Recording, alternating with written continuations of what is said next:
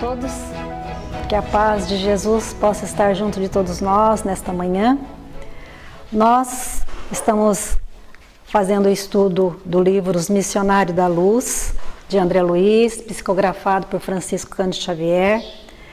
O capítulo 8, nós vamos fazer a segunda parte, no plano dos sonhos, né? E termina a primeira parte dizendo que os dias virá que as instituições religiosas vão se transformar em verdadeiros núcleos terapêuticos, psicoterapêuticos, para em favor de nossas almas, colaborando com a harmonia de nossas almas. Que ao invés apenas de catedrais de pedra ou parlamentos teológicos, que será no futuro muito mais núcleos terapêuticos da saúde da alma, academias de espiritualidade. É isso que André coloca aí para nós, né?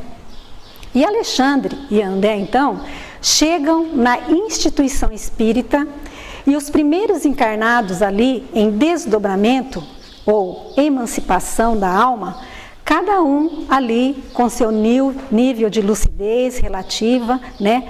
Dependendo ali da influência que a matéria exerce sobre cada um deles. E Alexandre, ao contar, ele percebe que faltava 2 encarnados que não compareceram. Então ele chama um auxiliar lá chamado Sertório e pede para que ele vá na direção desses encarnados, para saber o que tinha acontecido, o que houve, né? Então a gente veja a preocupação fraternal e amiga do plano superior aí para conosco, né? E André Luiz, né, se interessa pela ocorrência e Alexandre então concorda que ele acompanhe Sertório naquela experiência. E Sertório então explica de maneira generosa para André, satisfazendo ali a curiosidade de André. E ele diz assim: quando encarnados na crosta, não temos bastante consciência dos serviços realizados durante o sono físico. Contudo, esses trabalhos são inexprimíveis, de imensos e imensos. Se todos os homens prezassem seriamente o valor da preparação espiritual diante de semelhante gênero de tarefa, certo efetuaria as conquistas mais brilhantes nos domínios psíquicos e ainda mesmo quando desligado dos envoltórios inferiores. Infelizmente, porém, a maioria se vale inconscientemente do repouso noturno para sair à caça de emoções frívolas ou menos dignas. Relaxam-se as defesas próprias e certos impulsos longamente sopitados durante a vigília extravasa em todas as direções por falta de educação espiritual verdadeiramente sentida e vivida. Então notamos que coisa bem interessante que Sertório está dizendo, né? Que o indivíduo, ou nós mesmos, né? Se nós dominássemos, né? Nós poderíamos fazer verdadeiros prodígios de natureza psíquica, ter conquistas brilhantes nos domínios psíquicos, mesmo a gente ligado no corpo. Mas nós não fazemos. Por quê? Quase sempre, antes do sono, nós derivamos em fantasias. Muitas vezes nós cultivamos mágoas, cultivamos pensamentos promíscuos, pensamentos perturbadores, muitas vezes até pensamentos obsessivos, ódio, ressentimento. E ao sairmos da matéria, né, nós vamos buscar essas coisas que nós alimentamos no nosso mundo íntimo, né? E os bons espíritos, eles respeitam tudo isso em nós. Por quê?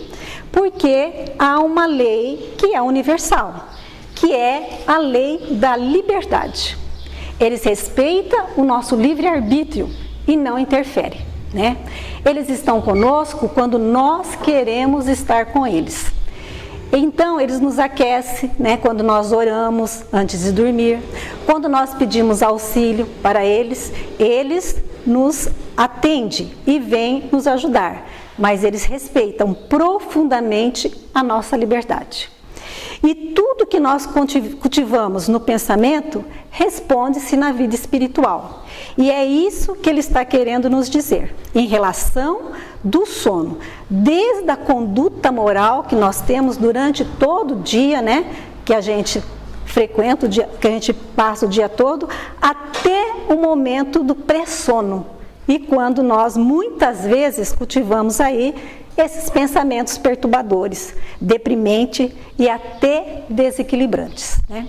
Então a gente precisa tomar muito cuidado durante o dia com as nossas atitudes.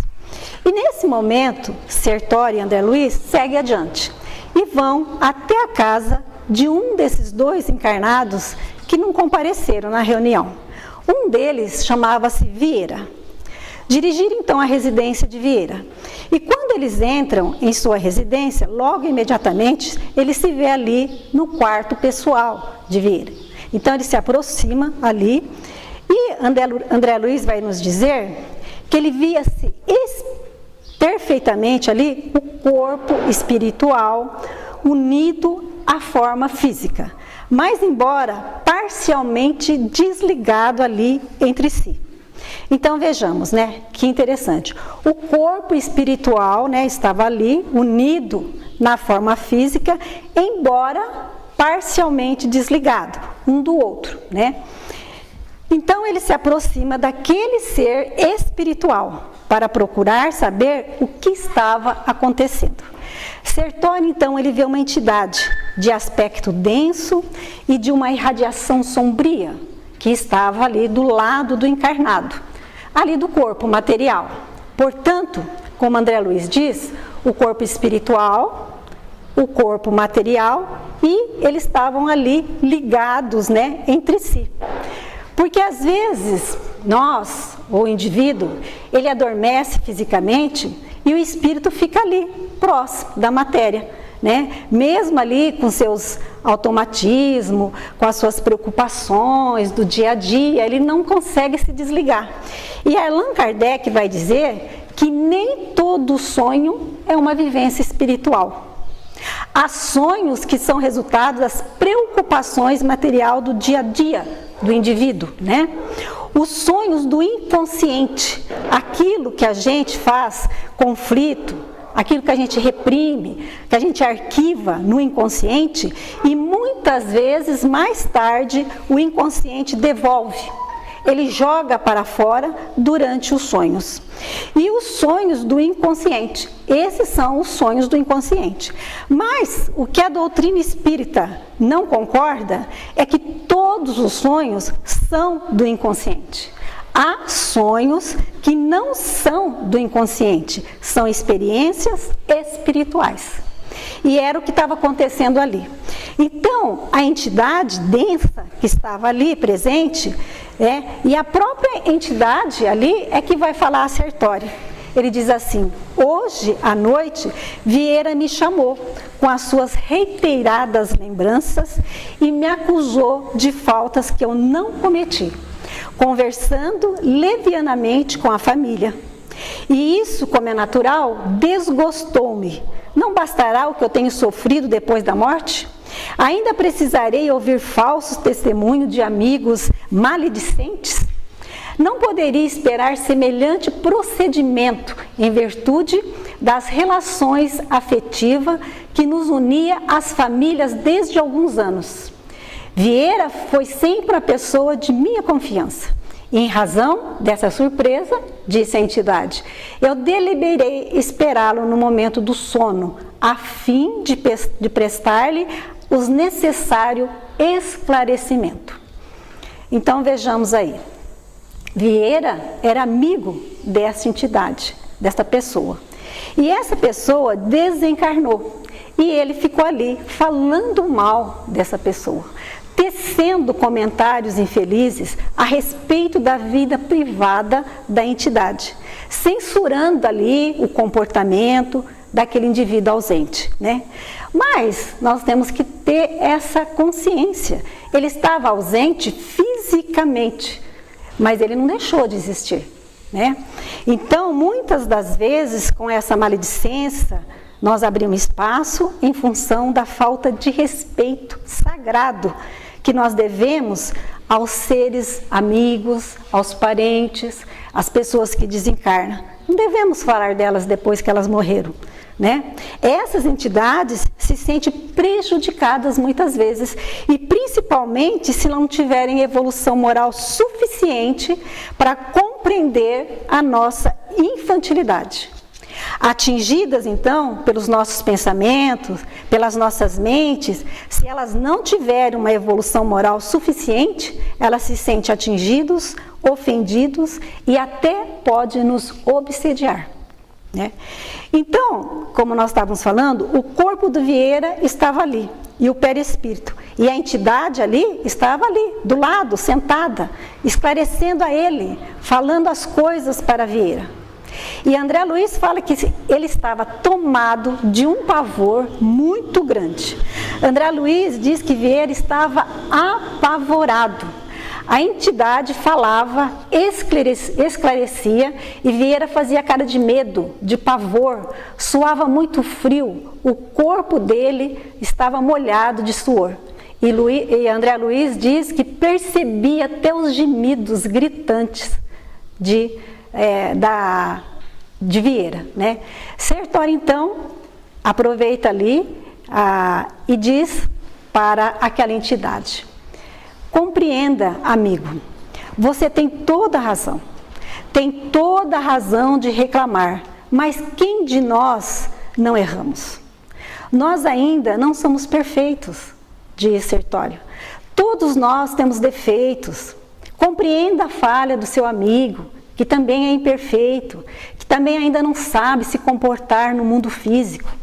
E o espírito, então, começa a pensar aquilo, embora ele estava muito magoado e ofendido com Vieira. E ele começa, então, a refletir. E o Sertório, então, aproveita, se aproxima do perispírito do encarnado, ali desligado do corpo, sacode o Vieira, né? E o Vieira, então, acorda ali e começa a gritar desesperado: meu Deus, sonhei com meu amigo Barbosa, que faleceu há algum tempo. E ele veio aqui como um fantasma, em sonho, para me perturbar, me perseguindo, correndo atrás de mim. E desesperado, era a explicação de Vieira, né? E começou já a pensar que era por causa da alimentação, pôs culpa na alimentação, que talvez estava errada. Às vezes ele tinha comido muito antes de deitar, ou alguma coisa tinha feito mal para ele, né? Porque a gente é sempre assim, né? Nós somos assim, diante de determinadas situações, nós justificamos sempre para o lado material, que é o lado que a gente mais vive e enxerga, né? Diante de determinadas situações espirituais. Então, essa lição aqui, do capítulo aqui, ela mostra para nós, né? Para que a gente possa refletir. Quando a gente vai falar, nós não devemos comentar nada dos defeitos do outro, mas para a gente ter esse cuidado quando a pessoa já partiu para o plano espiritual, que a gente não sabe como ela está, como que ela vai sentir, né? Então a lição mostra aqui para a gente ter mais cuidado, né?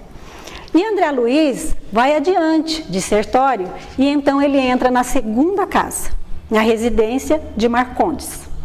E André Luiz vai dizer logo ali no início que o quadro espiritual era muito mais triste e constrangedor. Por quê? Marcondes não se encontra em posição de pavor, como aconteceu com Vieira. Entretanto, ele revelava uma posição de relaxamento, característico dos viciados de ópio. Ele era, portanto, um viciado em droga, em substâncias psicoativas. O corpo ali, né, o perispírito desligado, e quando Marcondes vê o Sertório, ele fica profundamente embaraçado. E ele tenta explicar e dizer ao amigo: eu não sei por que eu me deixei perturbar, eu sei que você veio me buscar, ele diz Marcondes, mas eu não estou em condição mínima, eu entendo, e leva as mãos na cabeça, desesperado, porque ele vê ali Sertório profundamente envergonhado, consternado, né, ali, diante de Nestório.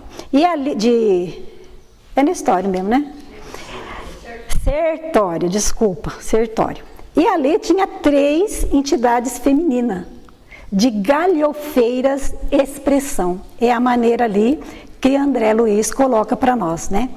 E Marcondes ali, totalmente constrangido de ver Sertório e aquelas 3 entidades infelizes, quando vê que Marcondes, naquele constrangimento, porque a vergonha e o arrependimento, ele já quebra ali um pouco a vibração da sintonia com aqueles espíritos, né?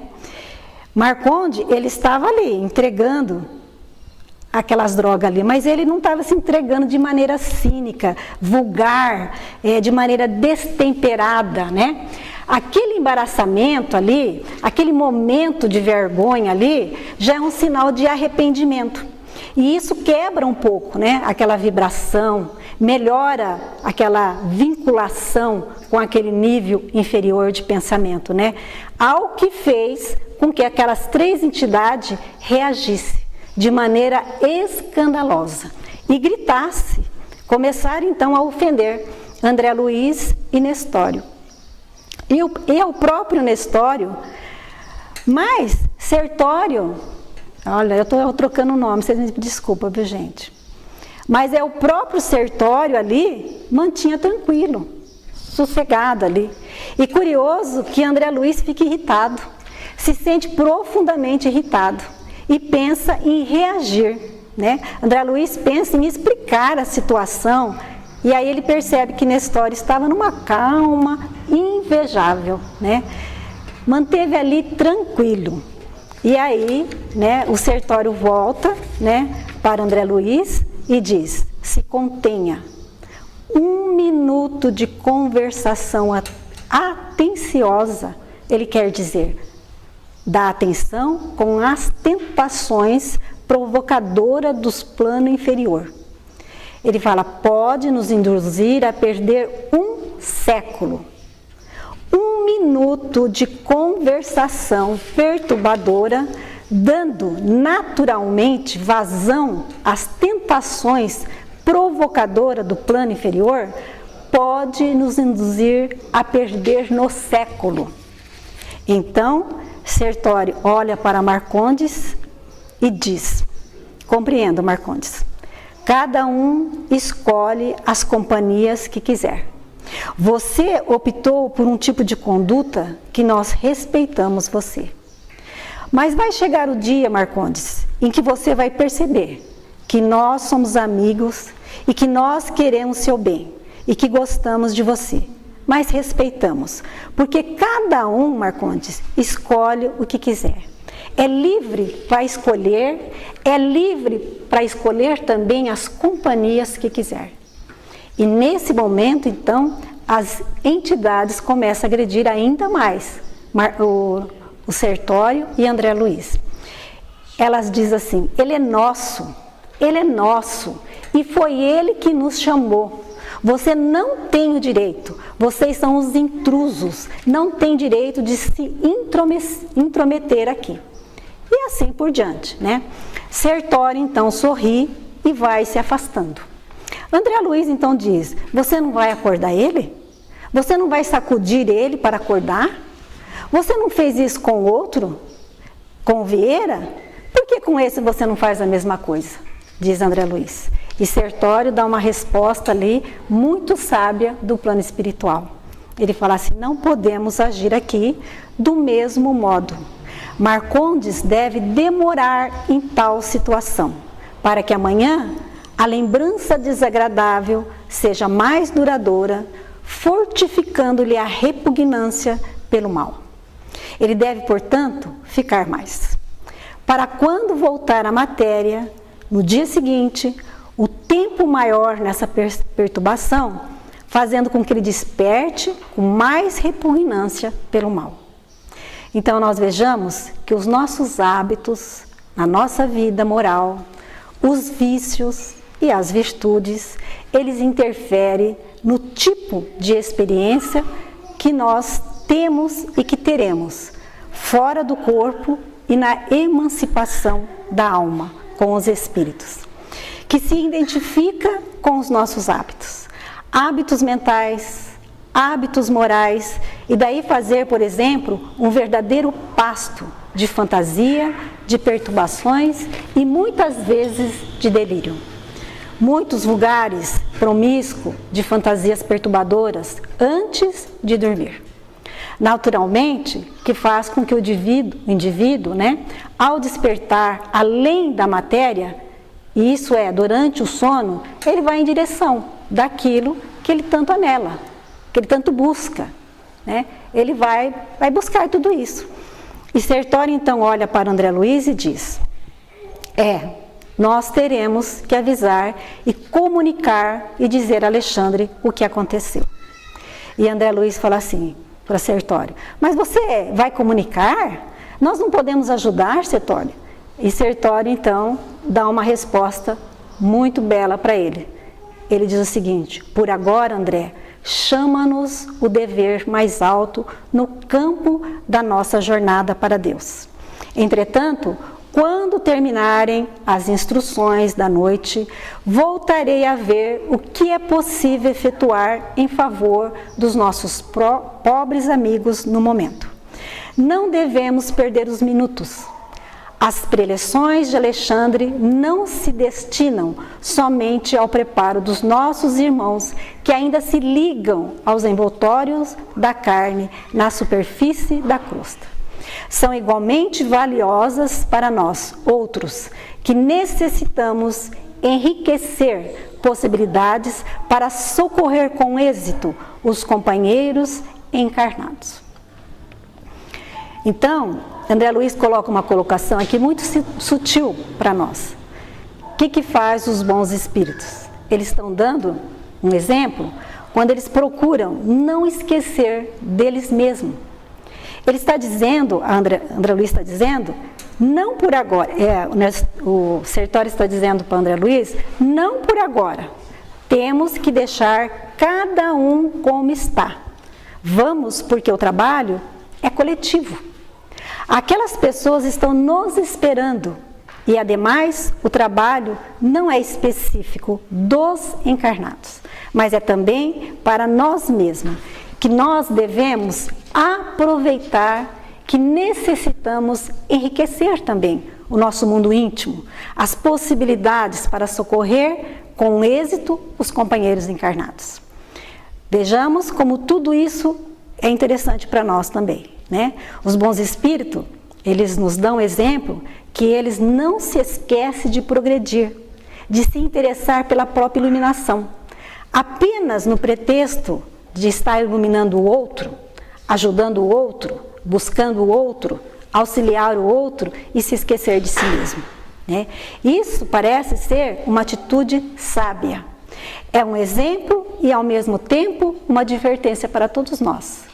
Um conselho para nós, que devemos sim ajudar o outro, nos dedicar, auxiliar o próximo, nos dedicar, tentar a colaborar com a felicidade do outro, mas não esquecer de si mesmo, da própria iluminação. Nós devemos ajudar o outro e passar adiante, sem querer viver a vida do outro, sem querer, naturalmente, carregar o outro nas costas. Devemos ajudar, colaborar, fazendo a nossa parte, mas não se esquecer de nós mesmos, do nosso próprio progresso pessoal, da própria iluminação. Porque quanto mais nós progredimos, como diz Sertório, fala aqui na Terra, nós temos condição de ajudar o nosso próximo, de socorrer os nossos amigos em necessidade, de auxiliar aquele que precisa de carinho, muitas vezes, de ternura e de afeto. Então a lição vem mostrar para a gente, toda esse ensino de que nós necessitamos aí estar sempre preparado para auxiliar os nossos irmãos infelizes. Que a paz de Jesus possa estar junto de todos nós.